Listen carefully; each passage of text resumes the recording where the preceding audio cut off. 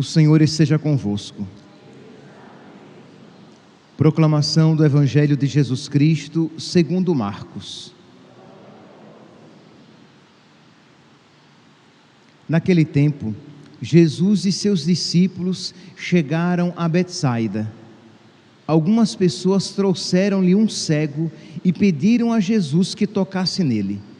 Jesus pegou o cego pela mão, levou-o para fora do povoado, cuspiu nos olhos dele, pôs as mãos sobre ele e perguntou: estás vendo alguma coisa? O homem levantou os olhos e disse: estou vendo os homens, eles parecem árvores que andam. Então Jesus voltou a pôr a mão sobre os olhos dele e ele passou a enxergar claramente. Ficou curado e enxergava todas as coisas com nitidez. Jesus mandou o homem ir para casa e lhe disse: não entres no povoado. Palavra da salvação.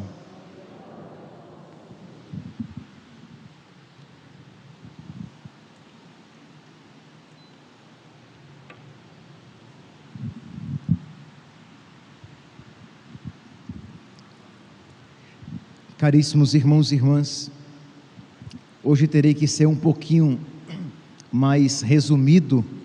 Não sei se vocês vão ficar felizes ou tristes, já que eu terei que falar menos. O evangelho de hoje é um evangelho particular a São Paulo, a São Marcos. Nós não iremos encontrar este relato em um outro evangelista. Por quê? Porque ele apresenta uma cura em etapas. Nós não iremos encontrar isso em outros relatos de Jesus Cristo curando gradativamente alguém. E acredito que ele é de uma valia espiritual, ele é uma riqueza espiritual para nós. Então vamos fazer uma aplicação espiritual deste evangelho. Diz aqui que trouxeram a Jesus um cego e pediram que Jesus lhe impusesse a mão. Diz então que Jesus, ele pega o cego pela mão e sai do povoado. Interessante, Jesus, ele não realiza já de imediato ali o ato, o gesto taumatúrgico, o gesto de cura. Não, Jesus tira aquele cego, sai do povoado e vai apenas com os discípulos. Nós não sabemos aqui quanto tempo eles caminharam e o que eles conversaram, mas sabemos que Jesus saiu com o cego da multidão. Jesus queria um encontro mais íntimo, nós poderíamos dizer um encontro pessoal com aquele cego. Então é algo que deve nos chamar a atenção. Por quê? Porque a maneira de Jesus agir com esses personagens bíblicos revela também a maneira de Jesus agir conosco. Então Jesus também, ele quer ter esse encontro pessoal conosco. Ele quer amorosa e pacientemente nos tomar pela mão e sair da agitação do mundo. A pergunta é se nós queremos dar a mão a nosso Senhor e sair da muvuca, e sair do agito, e dar ocasião para um encontro verdadeiramente fecundo, profícuo de nosso Senhor. Pois bem, ele pega o cego pela mão, levou-o para fora do povoado, cuspiu nos olhos dele. Aqui é um gesto, lembremos-nos que para o judeu, o que era a saliva, para nós é um gesto meio anti-higiênico, né? A gente ouve isso com uma certa... Mas para o judeu a saliva é o ar em estado líquido, é o espírito em estado líquido, já que o hálito, pneuma, é o espírito, é vida. Quando uma pessoa morre, já não existe mais ar nela, ela não tem mais a pneuma. Pois bem, então Jesus, né, se utiliza aqui desse gesto sacramental, digamos, de um sacramental, para realizar a cura. Jesus então cuspiu nos olhos dele, pôs as mãos sobre ele e perguntou: estás vendo alguma coisa? E ele responde: eu estou vendo os homens, eles se parecem com árvores que andam. Isto é, a cura não tinha ainda se realizado, ela tinha sido imperfeita, isto é, incompleta. Mas a pergunta aqui é: por que esta cura foi incompleta? Este homem, este cego, ele necessitava de um outro toque de nosso Senhor, mas não por impotência de nosso Senhor, porque nosso Senhor não foi forte, poderoso o suficiente para curar de uma vez, para curar em um só momento, e nem porque a doença era muito forte, era muito cruel, de modo que foi um empecilho para nosso Senhor, mas porque de alguma maneira a fé deste homem, deste cego, era nebulosa, não era uma fé firme, uma fé clara, que possibilitava um encontro com o nosso Senhor. Então, vamos usar aqui um termo, por culpa do cego, aquela cura não tinha se realizado perfeitamente, da mesma maneira que, por culpa nossa, não somos santos. Isto é, imagine aqui, acredito, né, vou chutar, mas acredito que todos os que estão aqui nesta igreja, pelo menos, já comungaram uma vez na vida. Não sei se haja alguém aqui que não tenha feito ainda a sua primeira comunhão, que nunca tenha comungado uma vez na vida. Pois bem, então tenho certeza que se você pelo menos já recebeu Jesus adequadamente uma vez na vida, você já deveria ser santo, porque uma comunhão já é suficiente para nos fazer santos por toda a vida neste mundo e nos preparar para o céu. Porque quando nós recebemos a comunhão, nós recebemos Deus inteiro, corpo, sangue, alma e divindade. Ora, se ainda não somos santos, não é por culpa de nosso Senhor, que foi seguro, que foi cainha, né? Como se diz aqui, né? Que foi mão de vaca, que não foi generoso em nos conceder as suas graças, porque o Senhor é generoso em nos conceder o seu amor. Recebemos o Espírito Santo no nosso batismo, recebemos a confirmação deste Espírito com uma potência ainda maior no dia da nossa confirmação. Recebemos este mesmo Espírito quando pecamos e nos confessamos, recebemos este mesmo Espírito, e recebemos o Espírito Santo, recebemos a Trindade quando recebemos a Eucaristia. Pois bem, mas diz então que o cego responde: olha, eu não estou vendo muito bem não, eu estou vendo os homens como árvore. E diz aqui que nosso Senhor, bondosa e pacientemente, impõe novamente as mãos. Meus irmãos, nós vendo Jesus que impõe novamente as mãos sobre este cego, nós devemos nos ver neste cego, em que o Senhor bondosa e pacientemente impõe tantas vezes as suas mãos sobre nós, fazendo-nos recomeçar. Quando eu preparava agora esta homilia, me veio ao coração o Salmo 137, o versículo 8, que diz assim: completai em mim a obra começada, ó Senhor, vossa bondade é para sempre. Eu vos peço, não deixeis inacabada esta obra que fizeram vossas mãos. É muito bonito. Eu frequentemente que rezo esse Salmo 137 e me deparo com este versículo 8º, ele me toca o coração, porque eu já rezei várias vezes, isto é, assumindo verdadeiramente este versículo e falando com Deus a partir dele. Completai em mim a obra começada. Se nós estamos aqui, meus santos, na igreja, uma obra começou. Se você crê em Jesus, uma obra começou.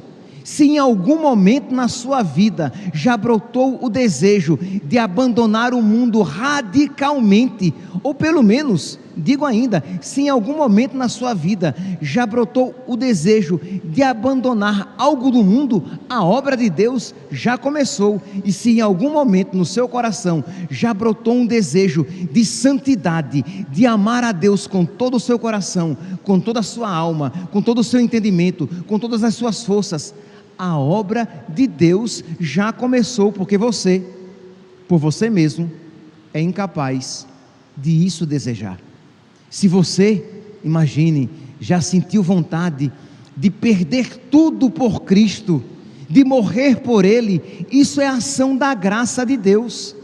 Se você já desejou ou tem desejado, estou aqui dizendo já desejou, para colocar uma situação bem extrema, para dizer que se isso já aconteceu uma vez na sua vida, a obra de Deus já começou, de modo que você pode rezar este versículo sálmico: completar em mim a obra começada. Se você é batizado, você já pode rezar: completar em mim a obra começada. Ó Senhor, não deixeis inacabada esta obra que fizeram vossas mãos. Nós somos a obra de Deus, e Deus, Ele quer completar esta obra, como quis completar a obra começada na vida do cego. O cego então diz: olha, Senhor, eu não estou vendo direito, eu estou vendo confusamente, eu estou vendo os homens como árvores que andam. E Jesus então impõe novamente as mãos sobre ele, e ele enxerga perfeitamente. Meu santinho, eu repito, este cego é a figura de cada um de nós. Nós precisamos então, hoje e sempre, hoje, amanhã, depois e sempre, pedir a Deus que misericordiosamente Ele não se canse de nós. Ele não se cansa. Quem ama não se cansa, e Ele nos ama. Então, meu Deus, por misericórdia, estende-me novamente a mão, porque eu me afundo nessas águas nas quais eu mergulhei por culpa própria, nessa lama em que eu me joguei por culpa própria. Senhor, misericordiosamente, impõe novamente as tuas mãos sobre mim, e concedei-me novamente uma luz nova, para que eu veja como tu és bom, para que eu veja que a tua vontade é justa, que os teus caminhos são verdadeiros, porque muitas vezes nós somos cegos para muitas realidades espirituais, isto é, nós enxergamos confusamente, nós não vemos a vontade de Deus como deveríamos vê-la. Um outro versículo sálmico que eu gosto muito, eu já falei aqui, é aquele: abri meus olhos e então contemplarei as maravilhas que encerram vossa lei. Abri meus olhos, Senhor, para que eu veja que o Senhor é o que existe de melhor.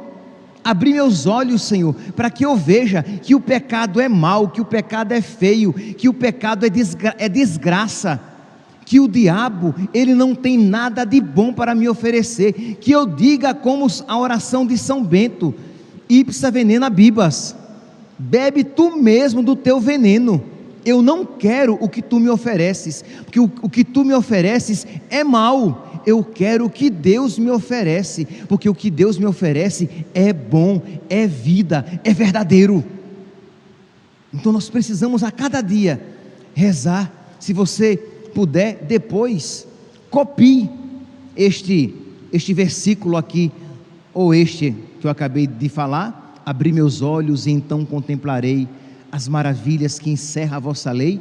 Ou este aqui, Salmo 137, a tradução que eu estou usando é a tradução da liturgia das horas. Salmo 137, versículo 8: completai em minha obra começada, ó Senhor, vossa bondade é para sempre. Eu vos peço, não deixeis inacabada esta obra que fizeram vossas mãos. Pois bem, como eu falava então nós somos a figura deste cego que suplica a Jesus, e Jesus misericordiosamente lhe impõe novamente as mãos, mas Jesus diz a ele que final, Marcos capítulo 8, versículo 23, não entres no povoado, isto é, não volte para a vida de antigamente, porque senão a obra que em ti realizei será perdida. Se nós quisermos, meus santos, ficar brincando de estou no céu, estou no inferno, estou com Deus, estou com o diabo, estou na graça, estou no pecado, vai acabar acontecendo que a morte chegará no momento e que talvez você esteja com o diabo, com o pecado, na morte e não na vida, não com Deus, não na graça. Não brinquemos de nos perder, não fiquemos retornando para a vida de antigamente. Peçamos a Deus a força de um rompimento verdadeiro com a vida de antigamente, com os hábitos de antigamente. E os hábitos de antigamente não precisam ser necessariamente escabrosamente pecaminosos, podem ser hábitos de preguiça, hábitos de frivolidades, isto é, uma vida frívola, uma vida frígida, fria, uma vida superficial, uma vida de amizade com pequenos pecados, com pecadinhos, e que vão tornando a sua alma morna, que vão tornando o seu coração gélido, que vão tornando a sua vida insensível à graça de Deus. A primeira leitura de hoje, retirada de São Tiago, nos mostra pecados da comunidade cristã. São Tiago está falando para uma comunidade cristã católica, e ele diz o quê? Meus queridos irmãos, sabei que todo homem deve ser pronto para ouvir, mas moroso para falar e moroso para se irritar. Isto é, a pessoa que é loquaz demais, isto é, que fala demais, que fala pelos cotovelos, no sentido de quê? De falar de tudo e de todos. O fofoqueiro, a fofoqueira, o linguarudo, a linguaruda. É sobre isso que São Tiago está falando.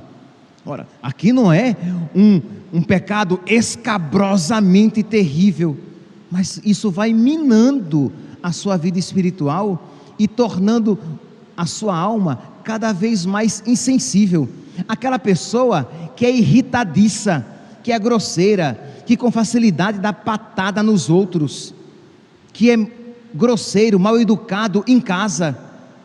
Exatamente a respeito disso que São Tiago está falando e advertindo. Por quê?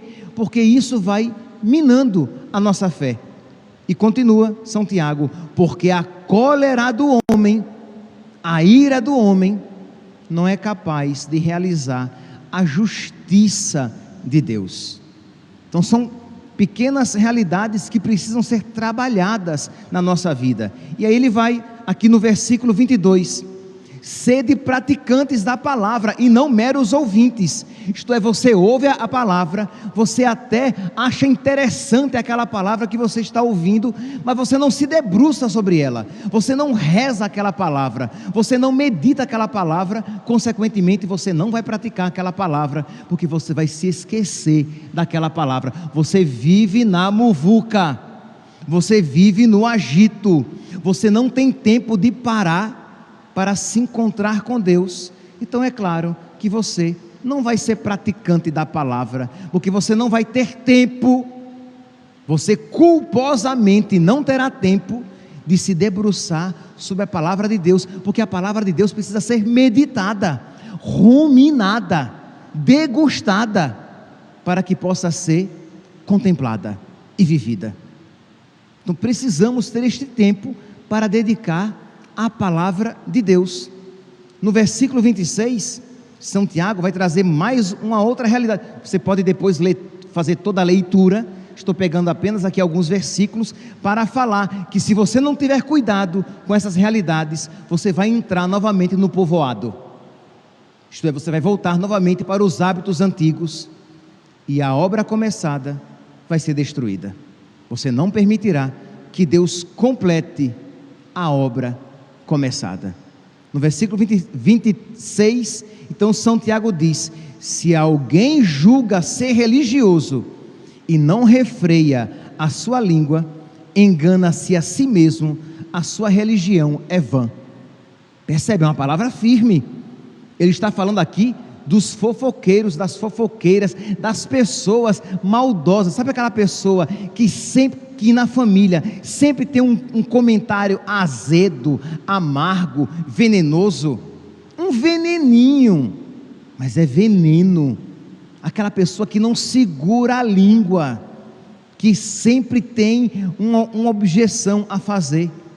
Ora, uma pessoa dessa, de São Tiago, a religião dela é perdida, é uma mentira, é vã.